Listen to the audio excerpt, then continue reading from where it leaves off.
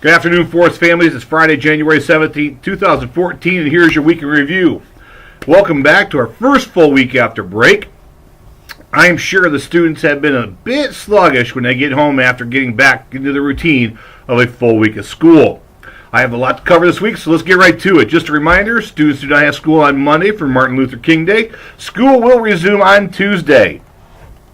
We have a box in the office where we're collecting used books and or magazines for highlights for the homeless. This is a project being done by one of our 4th grade students. She is eager to get involved and wants to do some good for our local communities.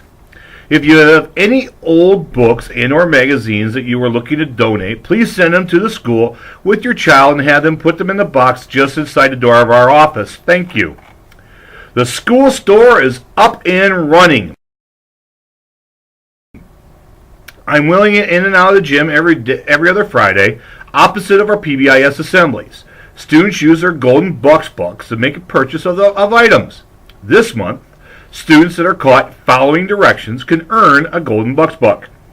Today, they almost emptied out the store.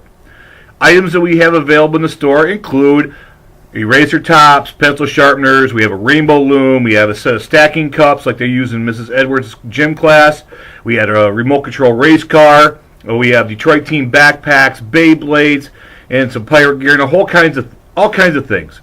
Items range from $1 buck to $70 and that would be like our rainbow loom. So far, this is being funded through our PBIS grant, this is our last year. We have received a donation from Azita and the book fair, but our items are starting to deplete. We are looking for anyone interested in making a donation to the school store.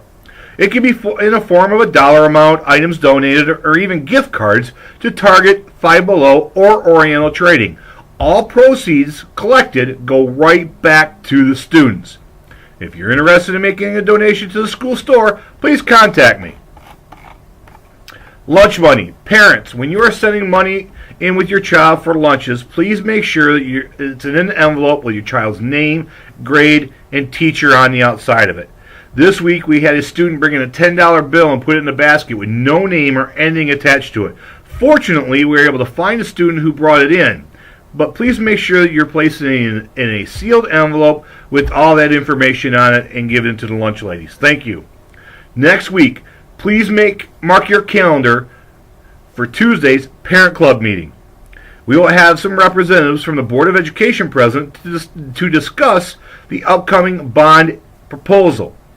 The February Parent Club meeting will be held at the high school so we can give a tour of the building and explain some of the items that are included on the bond. It is important that we have a decent turnout for that February meeting.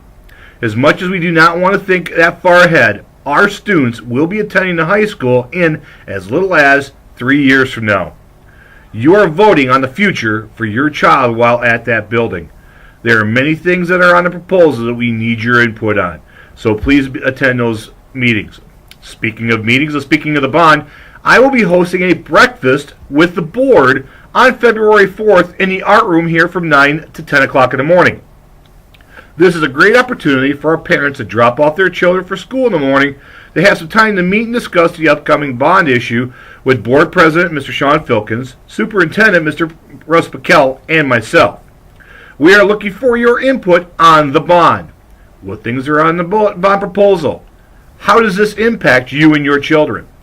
And how are we going to get it passed? So please join us on that Tuesday morning, February 4th, from 9 to 10 o'clock in our art room, which is right behind me.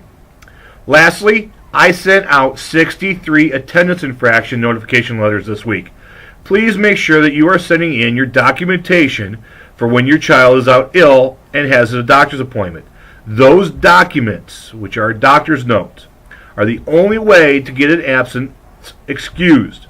You are allotted 10 undocumented attendance infractions each school year before we move forward with truancy.